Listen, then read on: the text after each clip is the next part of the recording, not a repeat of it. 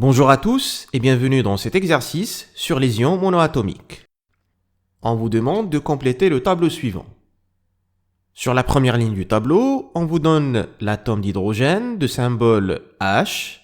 On vous dit qu'il perd un électron pour se transformer en ion. C'est à vous donc de donner la formule de l'ion qui en résulte et de spécifier s'il s'agit d'un cation ou bien d'un anion. Deuxième ligne du tableau, on vous donne le nom de l'atome, c'est l'atome de fluor. Et on vous donne la formule de l'ion qui provient du fluor, c'est F-. C'est à vous donc de donner le symbole de l'atome, de préciser le nombre d'électrons qu'il a gagné pour se transformer en ion et de spécifier si F- est un cation ou bien un anion. Dans la troisième ligne du tableau, on aborde l'atome de calcium, de symbole Ca. On vous dit qu'il perd 2 électrons pour devenir un ion. Quelle est donc la formule de l'ion qui en résulte?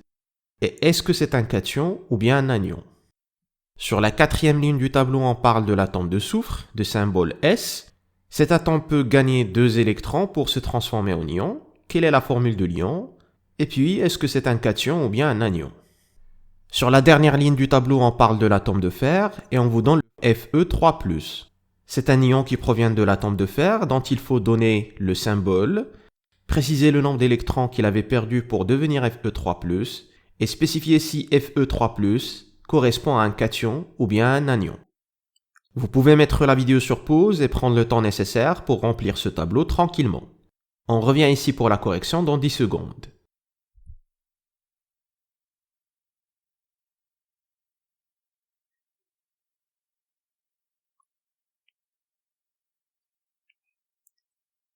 C'est parti donc avec la correction de l'exercice et on démarre avec la première ligne du tableau, l'atome d'hydrogène H perd un électron pour donner un ion.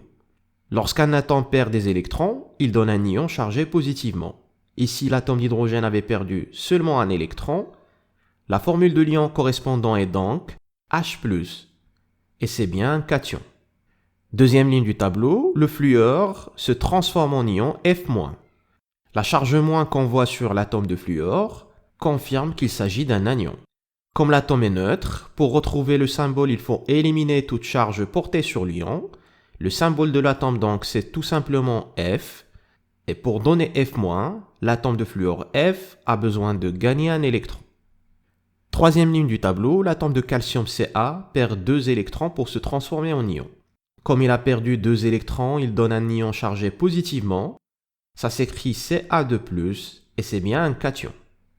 Quatrième ligne du tableau, l'atome de soufre gagne 2 électrons pour se transformer en ion. Comme il gagne 2 électrons, l'ion qui en résulte est un ion chargé négativement. C'est l'ion S2- qui correspond évidemment à un anion. Dernière ligne du tableau, l'atome de fer donne l'ion Fe3+. La charge 3+ sur l'ion Fe3+ confirme qu'il s'agit bien d'un cation.